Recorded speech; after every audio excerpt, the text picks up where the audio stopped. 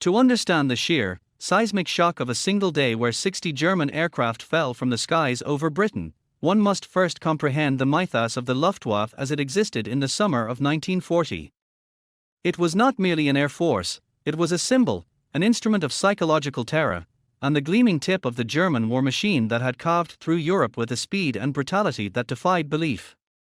To speak of the Luftwaffe on the eve of the Battle of Britain is to speak of an institution that believed itself, with considerable evidence, to be invincible. This perception was forged in the fire and steel of the Blitzkrieg. The story was the same from Poland to Norway, from the Low Countries to France. The pattern was a terrifying symphony of modern warfare. First, the shrieking Stuka dive bombers, Junkers Ju-87s, acting as flying artillery, their sirens, Jericho trumpets, designed to paralyze with fear. They sowed chaos and destruction, pinpointing airfields, command centers, and supply lines. Then came the swarms of medium bombers, Dornier Do-17s and Heinkel He-111s, to level strategic targets. And soaring above them all, the masters of the sky, the Messerschmitt Bf-109 fighters. Fast, agile, and flown by pilots who were not just skilled, but battle-hardened veterans of the Condor Legion in Spain and the campaigns of 1939 and 1940. These men were the new knights of the air, and their confidence was absolute. They had achieved what their fathers in the Imperial German Air Service could not: they had swept the enemy air forces from the sky. The Polish Air Force was destroyed largely on the ground. The French Armée de l'Air, hampered by obsolete equipment and tragic strategic disarray, was systematically dismantled. The British Expeditionary Forces Air Component, along with the Royal Air Force squadrons committed to the continent, had been mauled, suffering devastating losses in aircraft and, more critically, inexperienced pilots during the desperate evacuation at Dunkirk. To the men of the Luftwaffe, the air war over Europe was not a battle, it was a triumphant procession. This unbroken string of victories bred a culture of profound, almost arrogant, self-assurance. The Luftwaffe was more than a military formation, it was a brotherhood of the victorious. Its pilots returned to their bases in northern France not with tales of a hard-fought struggle, but with claims of another 2 enemy aircraft shot down. Their tactics, built around the free-hunting Schwarm, a 4-aircraft formation, and the lethal Rot, a 2-aircraft pair, had proven superior to the more rigid, line-astern formations of their opponents. Their machines, particularly the Bf-109E, were arguably the finest short-range interceptors in the world. They had seen the face of their enemies, and that face had been one of defeat and retreat. The leadership embodied this spirit. Hermann Göring, the corpulent, vainglorious commander of the Luftwaffe, was a World War I ace who understood the power of myth. He presented his air force to the Führer not as a tool, but as a war-winning weapon unto itself. He promised that the Luftwaffe alone could bring Britain to its knees, either by destroying the Royal Air Force or by bombing it into submission. He fed, and in turn was fed by, the overwhelming confidence of his unit commanders, men like Adolf Göland, the brilliant and charismatic fighter leader, who, though he would later grasp the grim reality, initially shared in the collective belief in their own supremacy. This sense of invincibility was rooted in a specific, and ultimately flawed, understanding of air power. The Luftwaffe was a tactical air force, designed to support the army's rapid advance. It excelled at striking targets just behind the front lines, at disrupting enemy movements, and at achieving local air superiority over a battlefield. It had never been tested in a prolonged, strategic campaign of attrition against a dedicated, home-based air defense force. Its logistics were geared for short, sharp campaigns, not a long war of endurance. Its intelligence on Britain's capabilities and, more importantly, its will, was dangerously poor. But in the heady days of July 1940, such concerns were for the cautious and the defeated. The Luftwaffe stood on the cliffs of France, looking across the narrow strip of the English Channel at its final adversary. Britain appeared isolated, reeling, and alone. Its army had left its equipment on the beaches of Dunkirk. Its potential allies were either conquered or neutral. In the minds of the German pilots, the Royal Air Force was a battered remnant, a force they had already beaten over the fields of France. They were the heirs to a legacy of unstoppable victory, a brotherhood of warriors who had never known failure. They were the masters of the air, and the coming battle over England was not seen as a daunting challenge, but as the final, inevitable chapter in the conquest of Europe, a mopping up operation against a brave but doomed enemy they would soon dismiss, with contemptuous arrogance, as amateurs. This unshakable belief in their own invincibility was their greatest strength, and it was about to become their most catastrophic weakness. The German perception of the Royal Air Force as a contemptible enemy was not born in a vacuum. It was a carefully cultivated prejudice, a necessary psychological narrative forged in the smoldering wreckage of the continent and polished by propaganda minister Joseph Goebbels's efficient machine. To the confident, battle-hardened pilots of the Luftwaffe, the RAF was not merely an adversary, it was an anachronism, a collection of gentlemanly amateurs standing foolishly in the path of an unstoppable, modern force of destiny. This view, while dangerously flawed, was rooted in a series of observable, and for the Germans, reassuring, facts. The first and most powerful piece of evidence was the fall of France. The Luftwaffe had engaged and decisively beaten the RAF over Dunkirk and during the wider French campaign.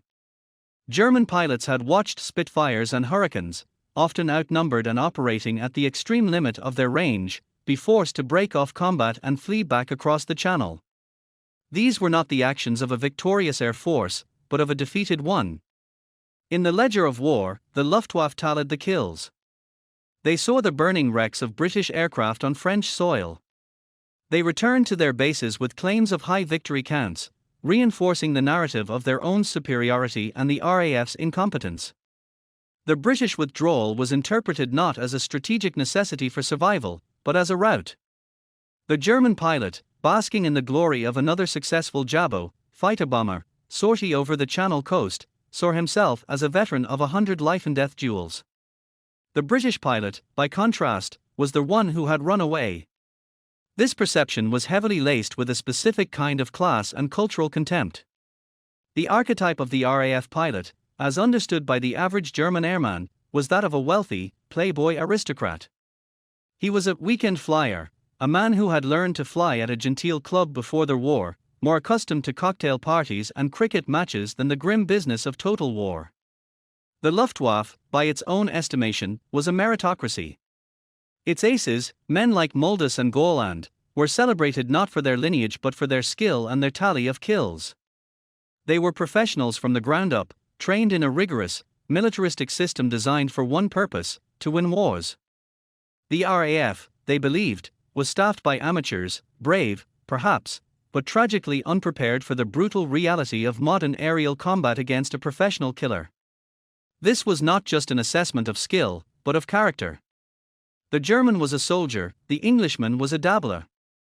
This caricature was grotesquely at odds with reality, but it was a comforting one. It allowed the Luftwaffe to dismiss the RAF's tenacious performance over Dunkirk, where it had actually inflicted heavier losses than it suffered, as a fluke, the last, desperate act of a cornered animal. It allowed them to ignore the ominous signs of a fundamentally different kind of opponent. The German intelligence apparatus, under the direction of the Oberkommando der Luftwaffe, OKL, did little to correct this fatal misapprehension. Their assessments, based on flawed interpretation of radio intercepts and an underestimation of British industrial capacity, consistently downplayed the strength of fighter command. They believed the RAF was on its last legs, with perhaps only 300 to 400 serviceable fighters left. The truth was closer to 700, with production lines, masterminded by Lord Beaverbrook, churning out new Spitfires and Hurricanes at a rate the Germans could not comprehend. Furthermore, the Germans fundamentally misunderstood the system they were about to attack. They saw fighter command as a collection of squadrons, a numerical quantity of aircraft and pilots. They failed to grasp it as an integrated, technologically advanced system. This system was the brainchild of Air Chief Marshal Hugh Dowding, a man so stubborn and unglamorous he was nicknamed Stuffy. It was a system that prized efficiency over heroics, conservation over profligacy. It was built around the chain-home radar stations, a network of tall, ungainly towers that peered across the Channel and gave Britain the priceless gift of early warning. It was coordinated from underground bunkers where WAAFs moved plots across a large map table, creating a real-time picture of the battle. It was a system designed not for glorious offensive sweeps, but for the grim, defensive arithmetic of attrition. It was a system that allowed the amateurs to be in the right place, at the right time, and at the right altitude. The term amateur was, therefore, the ultimate expression of German arrogance and myopia. It was a label they slapped onto an enemy they did not understand, fighting for a cause they dismissed as lost. They saw the British as clinging to a chivalric, outdated notion of war, while they themselves were the vanguard of a new, ruthless age. They could not see that this amateur force was, in fact, a highly specialized, technologically sophisticated, and brilliantly led organization, designed for one specific, monumental task: the defense of its homeland. The Luftwaffe pilots, steeped in their culture of invincibility, looked across the channel and saw a foe worthy only of their contempt. This was not a military assessment, it was a psychological crutch, a way to rationalize the coming easy victory. They were about to learn that there is no enemy more dangerous, more resourceful, and more fiercely determined than the one falsely labeled an amateur, fighting with his back to the wall, over his own soil. The coming confrontation would not be a repeat of the battles over France. It would be a collision between an unstoppable force and an immovable object, and the myth of the contemptible enemy would be the first casualty. The term amateur did not remain a private, whispered prejudice within the cockpits and mess halls of the Luftwaffe. It crystallized into a formal, public taunt, a weapon of psychological warfare wielded with deliberate contempt. This verbal escalation from internal belief to external insult marked a critical turning point in the phony war of words that preceded the actual battle for the skies.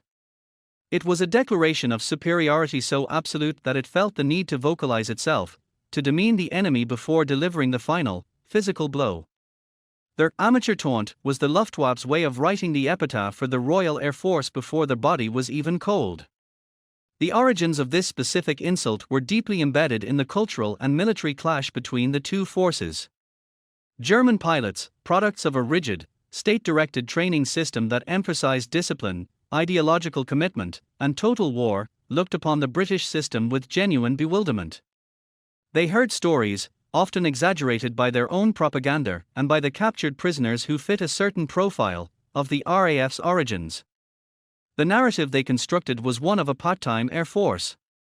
They envisioned its pilots as sons of the aristocracy and the wealthy bourgeoisie, men for whom flying was a hobby, a gentleman's pursuit like riding to hounds or playing polo. They were their weekend flyers, their tennis players, the unserious ones, who had purchased their commissions and learned to fly in de Havilland tiger moths at quaint aero clubs, their primary concern being the quality of the mess's sherry. This stood in stark contrast to the Luftwaffe's self-image. The German pilot was a professional, a soldat first and foremost. His training was long, thorough, and brutal, designed to produce not just a flyer, but a military technician of death. He was an NCO or an officer based on merit and skill, not on social standing. The aces they celebrated, Moldus, Goland, Wick, were lauded for their cold efficiency, their tally of kills, their mastery of the rot and swarm tactics. They were hunters. The British, by this logic, could only be the hunted. To call them amateurs was to state a fact as they saw it, it was to categorize them as unworthy of the professional respect afforded a true adversary. It was the ultimate dismissal. This sentiment was aggressively propagated by the German propaganda apparatus.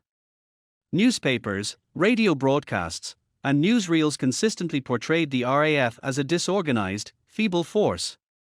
They spoke of cowardly British pilots who refused to engage in fair combat, who instead relied on trickery and running away.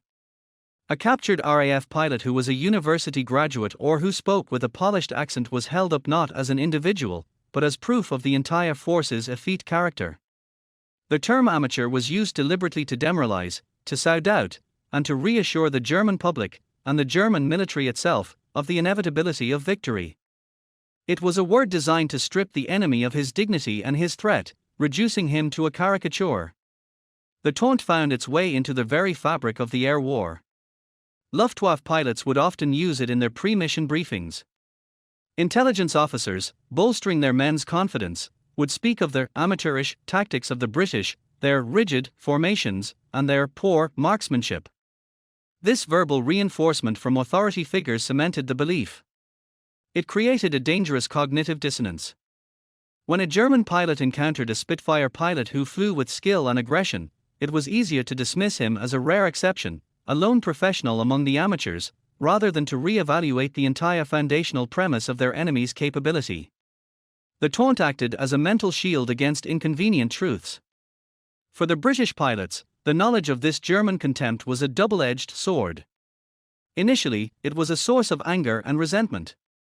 To be called an amateur by the very same force that had bombed civilians and overrun Europe was a galling insult. But as the Battle of Britain intensified, this label began to transform into a perverse badge of honor. They were not the soulless, robotic professionals of the Luftwaffe, they were, in their own eyes, something better. They were a band of brothers, a diverse collection of men from across the Empire and occupied Europe, Canadians, Poles, Czechs, New Zealanders, fighting with a motivation the Germans could not fathom, the defense of their homeland and the last bastion of freedom in Europe. Their amateur status, in terms of not being ideologically hardened Nazis, was their strength. They fought not for a dictator or a totalitarian state, but for something they believed was worth preserving. The ultimate irony of their amateur taunt was that it blinded the Luftwaffe to the sophisticated, professional system that amateurs served.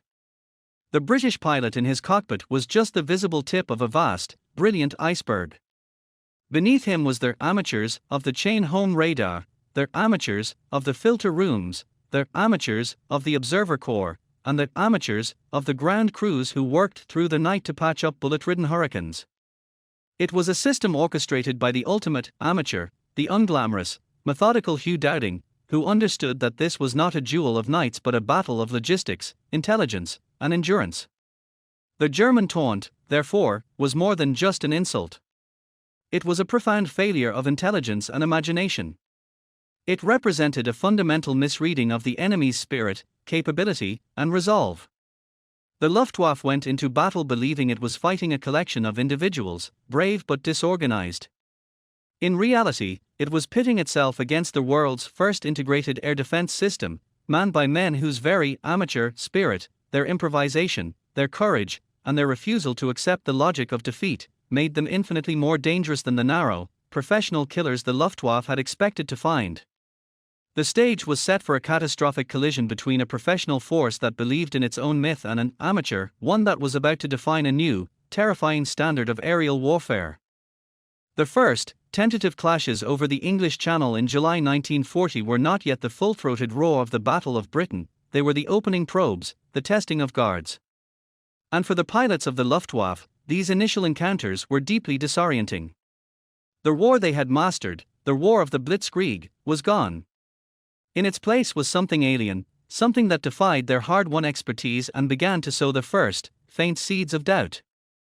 This was a different kind of war, and its rules were written not by them, but by the sea, the radar, and the stubborn defiance of their so-called amateur enemy. The most fundamental shift was the environment itself.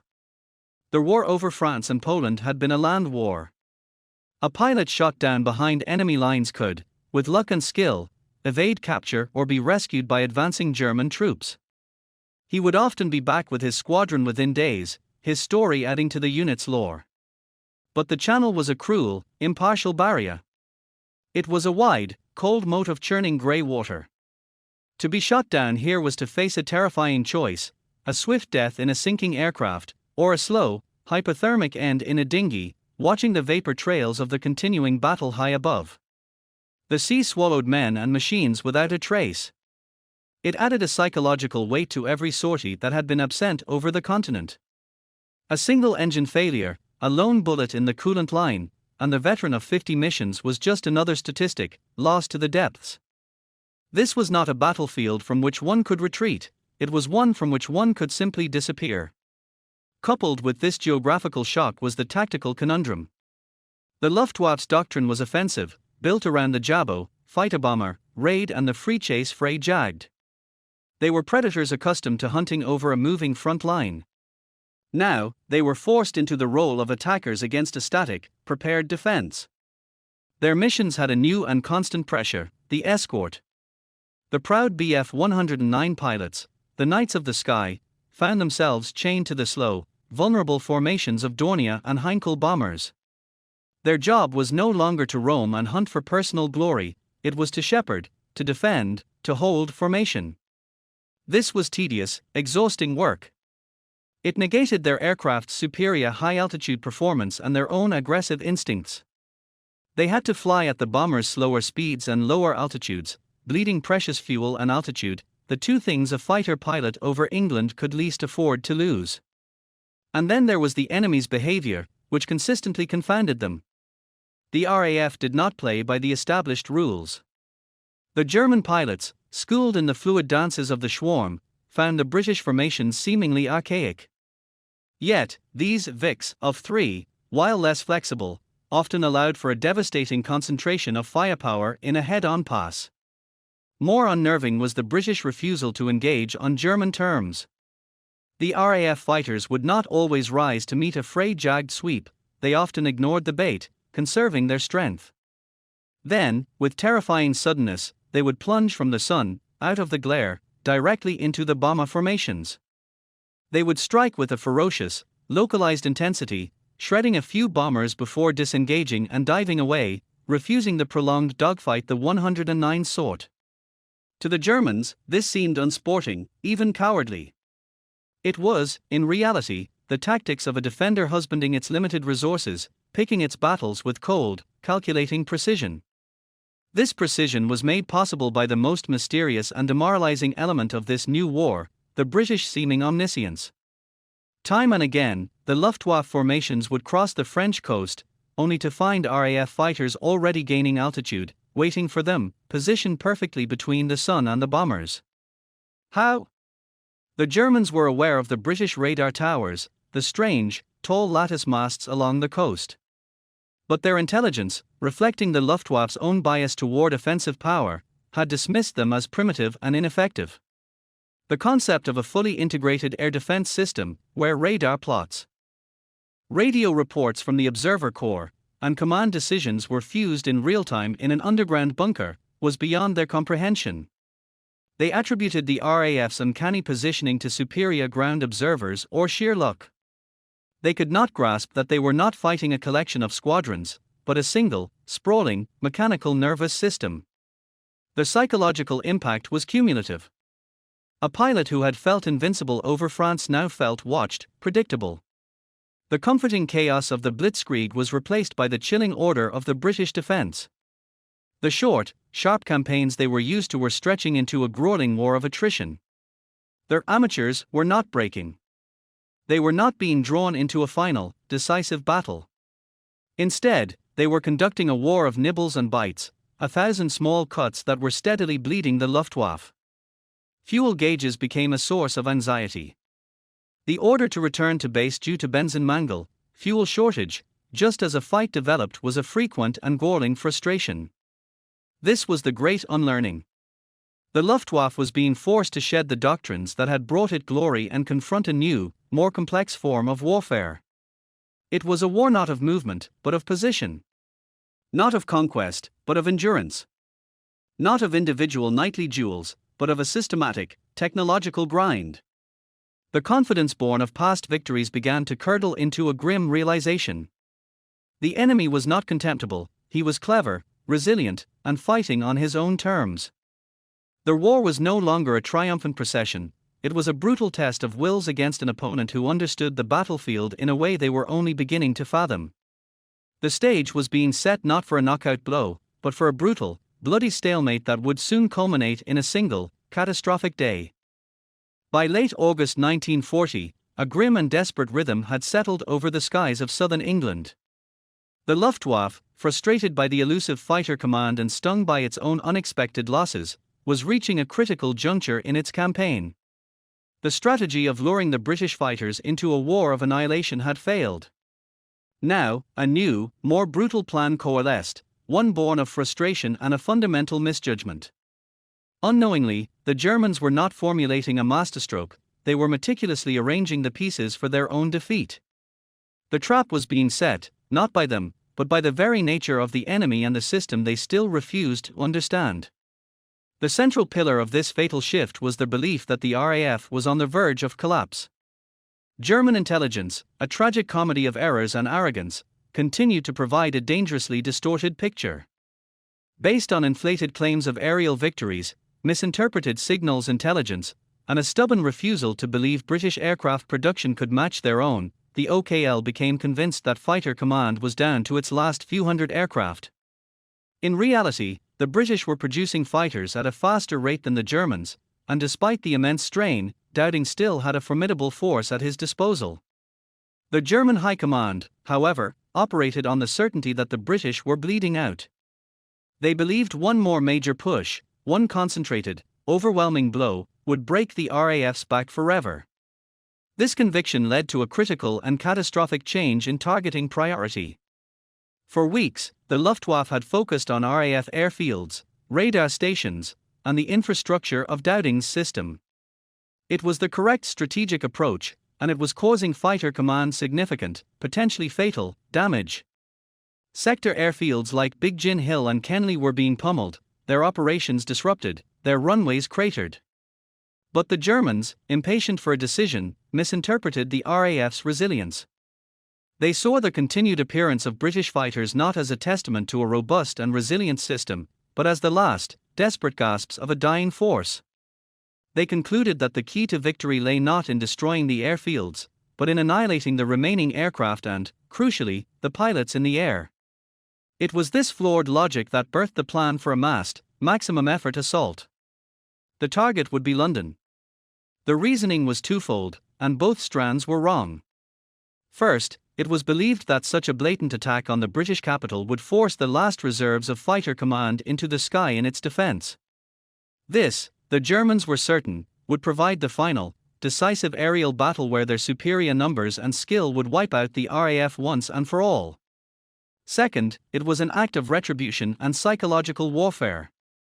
A massive raid on London would, in their view, terrorize the British population and shatter their will to fight, potentially forcing the government to sue for peace. What the Germans failed to grasp was that they were playing directly into the British strategy of survival. Air Chief Marshal Hugh Dowding and his chief, Air Vice Marshal Keith Park, had been fighting a battle of conservation. Their goal was not to win spectacular battles, but to avoid losing the war. They had been husbanding their strength, rotating squadrons, and absorbing the punishment, all while inflicting a steady, unsustainable rate of attrition on the Luftwaffe. The German shift away from the sector airfields was a gift of immeasurable value. It gave the battered ground infrastructure a vital breathing space to repair and recover. Furthermore, the attack on London did not create a trap for the RAF, it created the perfect killing ground for the Luftwaffe. By choosing a target deep inland, the Germans were stretching their own forces to the absolute limit. The short-ranged Bf 109 fighters, the guardians of the bomber streams, would now be at the very edge of their operational endurance. They would have only mere minutes of combat time over the target before their fuel reserves forced them to turn back. This created a vulnerable window, a period where the bombers would be exposed. Their fighter cover thin or non-existent. The British system, which the Germans still derided, was perfectly poised to exploit this. The chain-home radar provided ample warning of the massive formations assembling over France. The command and control network, now granted a respite from the attacks on its sector stations, could function at peak efficiency. Controllers could vector Hurricane squadrons to engage the bomber boxes head-on, disrupting their formations, while the faster, higher-flying Spitfire squadrons could be held back to pounce on the top-cover Bf 109s, or, more devastatingly, to wait and ambush the bombers as the German fighters, low on fuel and ammunition, were forced to disengage and head for home. The trap, therefore, was not one of physical encirclement, but of time, distance, and a fatal miscalculation of the enemy's strength and resolve. The Germans believed they were setting a trap for the last of the British fighters. In reality, they were marching the entire strength of their bomber force and its precious fighter escort into a meticulously prepared defensive zone where they would be at their most vulnerable. They were trading the methodical, strategic campaign against the RAF's infrastructure for a single, grand, and risky gamble. They were betting everything on a single throw of the dice, convinced the British had no chips left to call. On the ground in England, as the intelligence of the massive German buildup came in, there was not panic, but a grim, determined readiness. The system was intact. The pilots were ready. The stage was set for a reckoning. The Luftwaffe, blind to the reality of the situation, was about to launch itself directly into the jaws of a trap it had not even seen. The dawn of September 15, 1940, found the Luftwaffe poised to deliver what its high command fervently believed would be the coup de grace. The plan was audacious in its scale and simple in its objective: to overwhelm the last vestiges of the Royal Air Force in one colossal, decisive engagement. Yet, this very plan was built upon a foundation of rotten intelligence and a profound, willful misreading of the enemy. The fatal underestimation that had begun as a cultural sneer had now hardened into a concrete operational reality, and on this day, it would dictate every disastrous decision.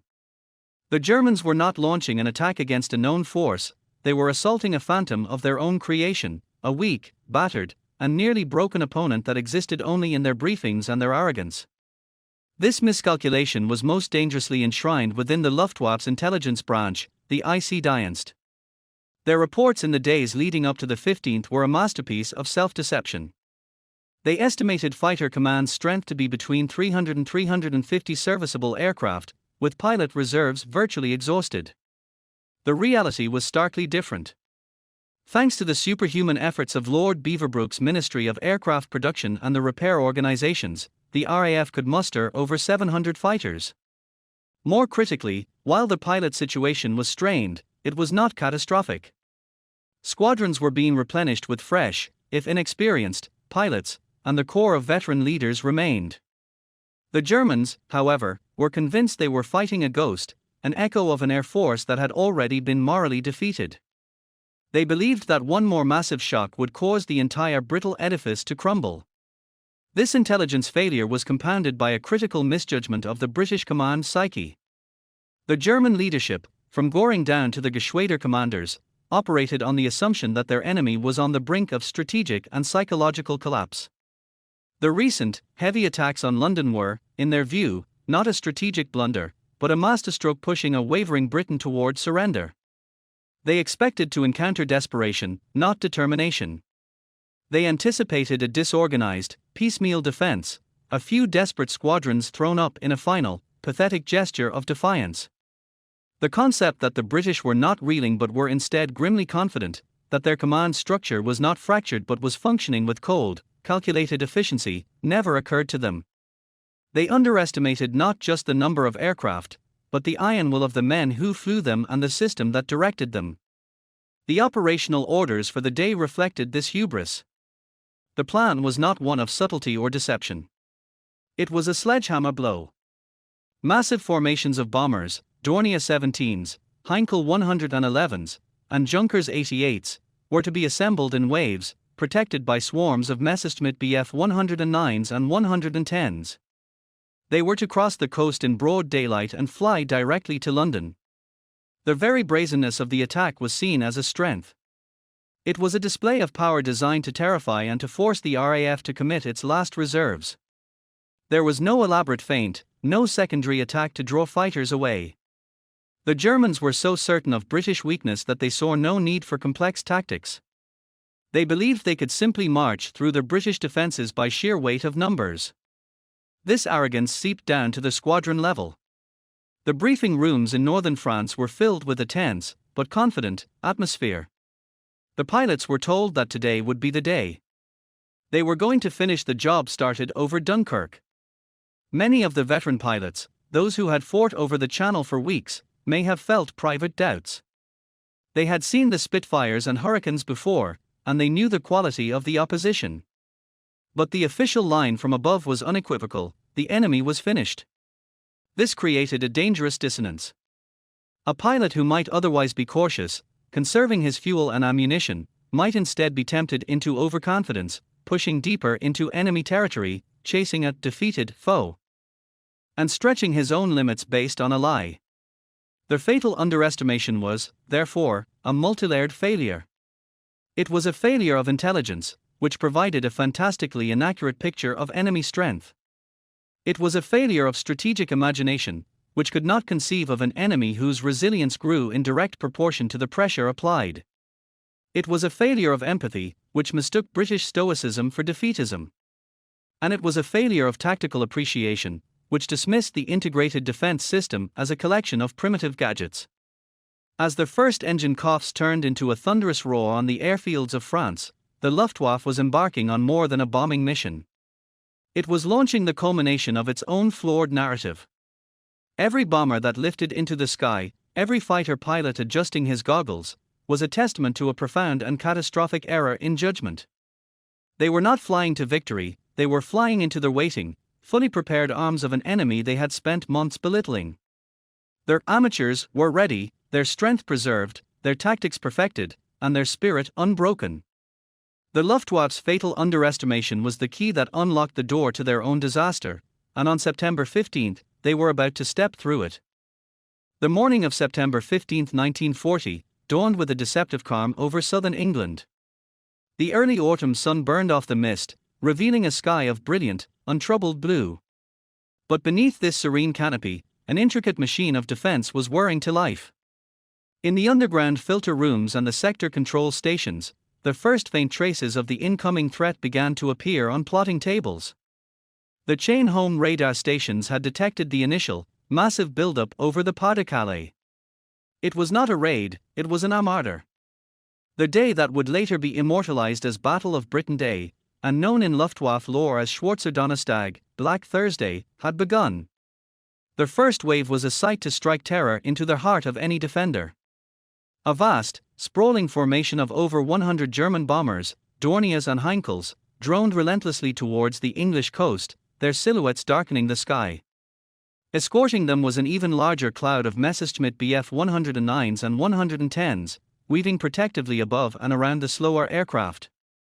From below, it looked like an unstoppable metallic migration, a display of raw aerial power intended to crush all opposition through sheer mass. The German crews, briefed that they would meet only token resistance, watched the horizon with a tense confidence. They were wrong. Long before the first German aircraft crossed the white cliffs of Dover, the response was underway. Across the green fields of Kent, Surrey, and Essex, the order was given. In a dozen airfields, the silence was shattered by the roaring crescendo of Rolls-Royce Merlin engines. Squadrons of Spitfires and Hurricanes scrambled, not in desperation, but with practiced urgency. This was not the disorganized, last-ditch defense the Luftwaffe expected. This was the orchestrated counterpunch of a force that had been waiting, poised, for this very moment. Controllers in the underground bunkers, their voices calm and precise, began vectoring the fighter squadrons into position, creating a layered, interlocking web of interception. The first clashes occurred over the Kentish coast. The Hurricanes of No. 501 Squadron, among others, met the incoming wave head-on. Disregarding the terrifying sight of the escorts, they plunged directly into the bomber formations, their 8.303 Browning machine guns raking the Heinkels and Dorniers. The British tactic was brutal and effective: break up the tight-knit boxes of bombers. A disorganized formation was a vulnerable one, its defensive crossfire weakened, its bombers exposed. As their Hurricanes tore into the bombers, their high-flying Spitfire squadrons engaged the top-cover Bf 109s. The sky, once a vast, empty blue, became a chaotic, three-dimensional battlefield, a swirling melee of contrails, smoke, and the bright flashes of cannon fire. What followed was not a single battle, but a series of intense, overlapping engagements that stretched from the coast to the sprawling outskirts of London. The Luftwaffe's plan began to unravel with terrifying speed. The Bf 109 pilots, the masters of the free hunt, found themselves shackled to the bombers. Their superior high-altitude performance was negated by the need to fly at the bombers' altitude and speed. And they were fighting against a clock, the fuel gauge. As the fierce dogfights raged on, minute by precious minute, the German fighters were burning through their limited fuel reserves. One by one, commanders were forced to give the dreaded order, Zurückkehren, return to base. As they turned away, low on fuel and ammunition, they left the bombers they were sworn to protect horrifically exposed. This was the moment the British system had been designed to exploit. Fresh squadrons, held in reserve, were now vectored onto the now isolated bomber streams. It was a slaughter. Without their fighter screen, their Heinkels and Dorniers were sitting ducks for the swarming Spitfires and Hurricanes. The air over London's outskirts became a graveyard for the Luftwaffe. Bombers, mortally wounded, fell from the sky in pieces or spiraled down trailing thick, black smoke. Parachutes, both white German and khaki British, dotted the sky. The ground shook with the impact of crashing aircraft and the crump of bombs jettisoned by crews fighting for their lives. The afternoon saw a second, equally massive wave suffer a nearly identical fate. The result was a scene of carnage that stunned the German crews who managed to straggle back to their bases in France. The scale of the loss was unprecedented. While the exact numbers would be debated, the essence was clear: the Luftwaffe had lost over 60 aircraft in a single day. The psychological impact was even greater than the material loss. The myth of invincibility, carefully cultivated through the previous years of victory, was shattered in the skies over London. Their amateurs had not just resisted, they had annihilated the best the Luftwaffe could throw at them. For the German airmen, September 15th was indeed a Black Thursday, a day of catastrophic defeat that seared itself into their collective memory, a stark and bloody testament to the fatal error of underestimating the Royal Air Force. The day belonged not to the sledgehammer, but to the scalpel, and the sky itself had been the operating table. The term amateur, once a slur spat from the cockpits of Messerschmitts with contemptuous arrogance, now hung in the smoke-choked air over southern England, transformed. It was no longer an insult, it was an epitaph for the Luftwaffe's shattered pride. The revenge of the so-called amateurs on September 15th was not a single, dramatic act, but a systemic, multilayered dismantling of a professional war machine. It was a revenge delivered not with hatred, but with a cold, superior efficiency that exposed the hollowness of the German taunt. Their amateurs had proven themselves masters of their domain, and their vengeance was exacted in the currency of shattered aluminum, burning fuel, and broken men. The first and most profound element of this revenge was tactical. The German fighter pilots, the self-styled professionals, were trained for the frey Jagd, the free hunt. Their doctrine prized individual initiative, aggression, and the killer instinct. On Black Thursday, these very strengths became fatal liabilities. Chained to the slow-moving bomber streams, the Bf 109 pilots were forced into a defensive, passive role that grated against their entire training. They were shepherds, not hunters. When the RAF fighters struck, they did not engage in the prolonged, swirling dogfights the 109 sought. Instead, they executed the tactics of their amateurs: they hit hard and they broke away. Spitfires would dive from high altitude, make a single, slashing attack on the bomber formations, and use their dive speed to escape, refusing to be drawn into a turning fight with the escorts. Hurricanes, more robust and stable gun platforms, would wade into the bombers, their concentrated fire tearing wings and fuselages apart before disengaging to set up for another pass. This refusal to fight fairly was, to the German mind, the height of amateurishness. But in reality, it was the application of a higher, more sophisticated form of professionalism, the professionalism of winning a battle of attrition. The British pilots fought with the discipline of chess players, not brawlers. They conserved their energy, their ammunition, and their aircraft for the next engagement, while the German pilots burned through their precious fuel in frustrated, furious maneuvers. The revenge of the amateurs was to demonstrate that their rigid-seeming Vics and their hit-and-run tactics were, in this specific defensive context, infinitely more professional than the Luftwaffe's cherished, but misapplied, free chase doctrine. The second layer of revenge was technological and systemic. The Germans had scoffed at their primitive radar towers and the underground control rooms. On September 15th, this amateur system orchestrated the Luftwaffe's destruction with the precision of a conductor leading a symphony. While German pilots relied on their eyes and the chaotic radio chatter of the battle itself, the British pilot was an extension of a vast, unseen intelligence network. The calm voice of his controller in his ear, Angels 15, Vector 190, Bandits 20 miles, was the voice of the entire defense system. It gave him the priceless advantages of altitude, position, and surprise.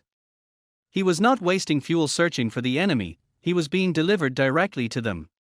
This system allowed their amateurs to achieve a concentration of force that belied their supposedly crippled state. The Germans, expecting to encounter a handful of desperate squadrons, found themselves engaged by a seemingly endless succession of fresh, coordinated units. Just as a staffel of Bf 109s, low on fuel after fighting off one group of Spitfires, would begin its withdrawal, a new squadron would descend upon the now vulnerable bombers. This was not luck, it was the product of the brilliant, methodical mind of Hugh Dowding and his commanders. The revenge of the amateurs was to prove that their ungainly system of technology and command was a far more potent weapon than the individual prowess of any single ace. Finally, and most poignantly, was the revenge of spirit. The German professional was a warrior fighting a war of conquest, a man increasingly weary of a conflict that was supposed to have been won. The British amateur was a citizen fighting for the survival of his home. This fundamental difference in motivation manifested itself in the ferocity of the combat. The pilots of the RAF, that diverse band of British factory workers, Canadian farmers, Polish exiles, and New Zealand schoolteachers, fought with a desperate, personal investment that the invaders could not match. They were not just defending airspace, they were defending their villages, their families, their very way of life. The stories of pilots flying multiple sorties in a single day, landing to rearm and refuel before immediately scrambling again, are the stuff of legend because they are true. This was not the action of a defeated force, it was the furious, resilient response of a people pushed to the wall.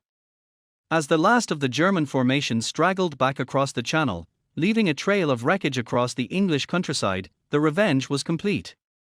The taunt of amateur had been thrown back in the Luftwaffe's face with devastating force. The amateurs had better tactics for the battle at hand. The amateurs had a superior command and control system. The amateurs had the stronger will. The professionals of the Luftwaffe, for all their skill and courage, had been outthought, outfought, and utterly humiliated by the very men they had held in such contempt. The sky, which they had believed was their rightful domain, had been taken from them. The amateurs' revenge was absolute, and its echo would resonate through the rest of the war, a permanent stain on the record of the once invincible Luftwaffe. The return flight across the English Channel on the evening of September 15 was a funeral procession for the Luftwaffe's invincibility. The aircraft that limped back to their bases in northern France were not the proud, disciplined formations that had set out that morning. They were scattered, damaged, and traumatized remnants. The airfields, which usually buzzed with the triumphant energy of returning victors, fell into a stunned, heavy silence as the scale of the catastrophe became clear. Empty hardstands marked where aircraft and crews would never return. The myth of the Luftwaffe, so carefully constructed over years of victory, lay broken on the tarmac, and the force itself was now grappling with a new, terrifying reality. It had been defeated, and not just in a battle, but in its very soul. The most immediate and tangible break was in morale. The confidence that had been the force's lifeblood drained away, replaced by a corrosive mixture of shock, grief, and disillusionment. The pilots, especially the veteran old hares, who had survived the Spanish Civil War and the Blitzkrieg, were confronted with an experience for which they had no reference. They had been told the enemy was finished. They had seen the massive armadas they were a part of. And yet, they had been systematically torn apart. The debriefing sessions were not the usual boasts of victory tallies, they were somber, confused accounts of being overwhelmed, of being constantly outmaneuvered, of watching friends and comrades vanish in flames. The belief in their own superiority, a fundamental pillar of their combat effectiveness, was shattered. A deep-seated fatigue, not just physical but psychological, began to set in. This was no longer the short, sharp campaign they were promised, it was a grinding war of attrition they were now losing. This collapse in spirit was inextricably linked to a crisis of faith in leadership. The trust between the frontline pilot and the high command, already strained by the previous weeks of grueling combat, now fractured completely. The men who had flown into the inferno knew, with visceral certainty, that the intelligence they had been given was a lie. They had not faced a dying enemy, they had faced a foe at the peak of its defensive power. The grand strategy, promised by Göring and his staff, had been exposed as a catastrophic blunder built on a foundation of arrogance and ignorance. The order to shift attacks to London, which had taken the pressure off their vital sector stations, was now seen not as a strategic masterstroke, but as a fatal error. The pilots felt they had been sent into a slaughterhouse by commanders who were profoundly out of touch with the reality of the battle. The nickname for Göring, Der Dickie, the Fat One, was now uttered with a bitterness that bordered on contempt. Materially, the force was reeling. The loss of over 60 aircraft in a single day was a hemorrhage the Luftwaffe could not sustain. While German industry was robust, it could not instantly replace such a concentration of losses, especially not the highly trained crews. A bomber required for 5 trained men, a downed Dornier represented not just a loss of an aircraft, but the decimation of an entire skilled team. The training pipelines, excellent though they were, could not keep pace with this rate of attrition. New crews arriving at the front were green, their training rushed, and they were thrown into a cauldron that had already consumed their more experienced predecessors. The quality of the bomber force began a steep, irreversible decline. For the fighter arm, the Bf 109, the situation was equally dire. The aircraft's critical shortcoming, its limited range, was now exposed as a fundamental, war-losing flaw. The pilots lived in a constant state of anxiety, one eye always on the fuel gauge, the dreaded Benzinmangel, a more persistent enemy than any Spitfire. The tactics they had mastered were useless in the face of an enemy who controlled the terms of engagement. The free hunt was over. They were now permanently tied to a defensive, escort role that sapped their aggression and made them predictable.